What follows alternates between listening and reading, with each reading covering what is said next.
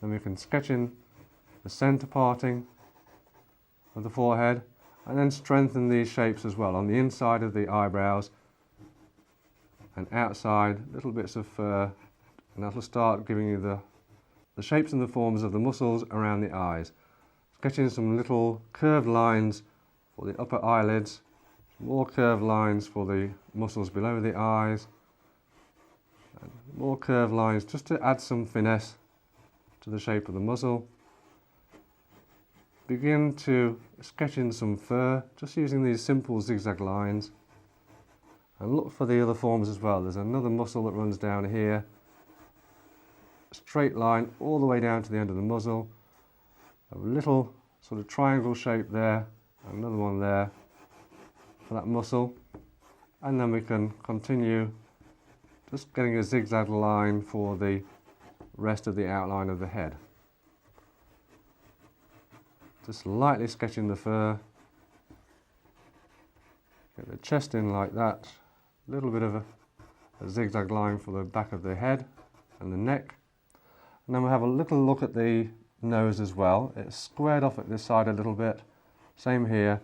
We have our dividing line in this oval. So the top part will be the shiny reflected part of the nose.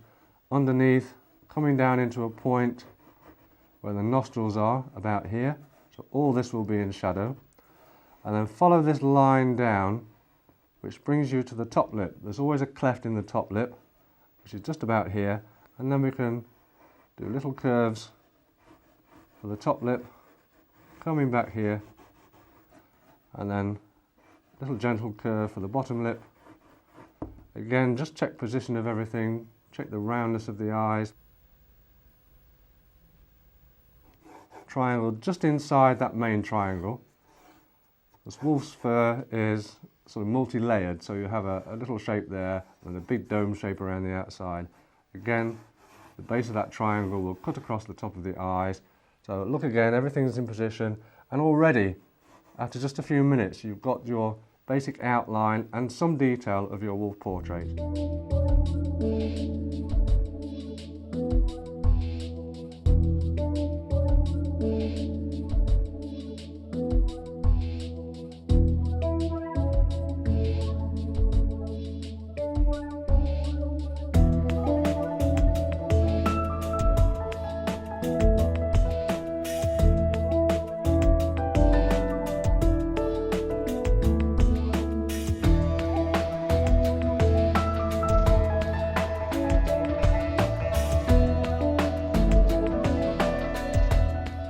So here is our basic outline, all ready for the detailed drawing. And here is the detailed sketch finished. The second pose I'm going to demonstrate for you is based on this lovely photograph of a tiger at the Wildlife Heritage Foundation in Kent. The tiger in this photograph is lying down, which sometimes presents problems for people drawing freehand. But I'm going to show you how we can break this down into simple shapes again and demonstrate that it needn't be too daunting. First thing we need to do, as always, is identify the shape of the skull, which will be a circle. So look for the circle, the shape of the skull in your drawing. And this is just a cheap printed copy of our original photograph, so we can draw over it just to help us get those shapes identified. The next thing is getting the muzzle in. Now, this is always a paper cup shape. In this case, we're going to do an inverted paper cup. So it's wider at the bottom, thinner at the top, and that gives us the whole shape of the muzzle there. Now within that we have the nose, and big cats' noses, the same as small cats' noses, are usually little triangles. So we can put the triangle in there, and also the shape of the muscles of the muzzle at the top, two little ovals or egg shapes either side of that triangle will give you that muscular form.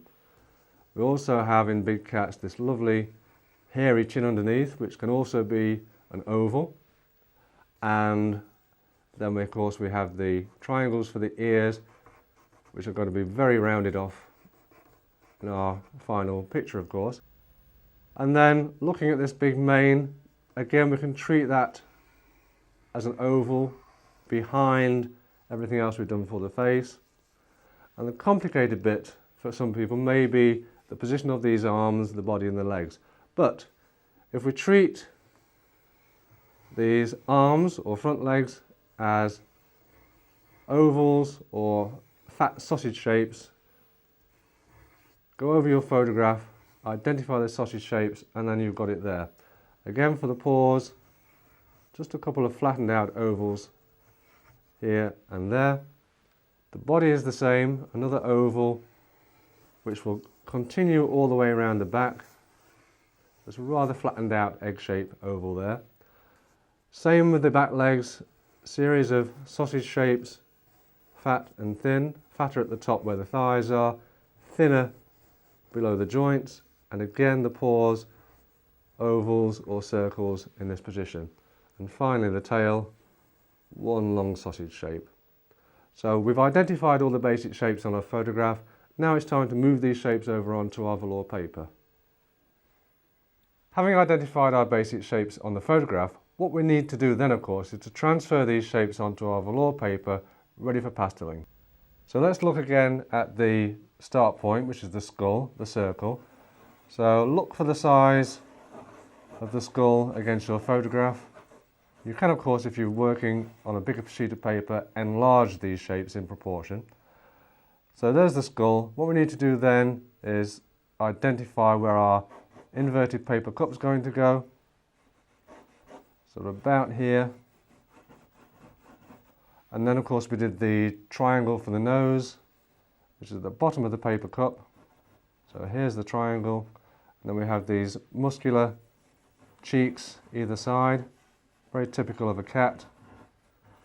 And the oval for the chin underneath. And already you can start to see that shape forming, the shape of the cat's nose and mouth. Then we need to position the ears. Again, we're going to just do little triangles like that, although they will be rounded off at the end. Okay, then we have the ruff, or the mane of the tiger, which is a big oval around the head, and it comes down. We'll bring it all the way down into the chest here. So that gives us the position of our mane. And then we can look at the shapes of the legs. This can be quite a complicated shape to do, but as we showed earlier, if we just break it down into simple fat sausage shapes. So there's our first one for the front leg. Oval for the paw. Another sausage shape there for the leg, and another oval for the paw. And then we did an oval for the back and the torso as well. So look where it starts, just at the top of the triangle, thinner on this side, and then cutting all the way through the back of the head and between the legs. So that gives us our basic body shape lying down behind the head. Then we have our legs at the back. We have this oval, fat oval for the thicker part of the leg at the top, smaller sausage shape for the thinner part of the leg, and a circle or an oval for the paw. Same underneath. Big oval for the top part of the leg. Shorter cylinder this time for this leg because it's actually coming towards you, so it needs to be foreshortened. And then another oval for that paw. And finally we can put the tail in. It's a long cylindrical sausage shape there. So all our shapes are in place. We can position the centre of the forehead running down to the centre of the nose, and then just position the eyes. In this case, tiny little circles because it's not a close-up. Just about here, in line with the inner edge of the ears. So that make sure the eyes are lined up straight, and then we're ready to start putting some outline and fur texture in.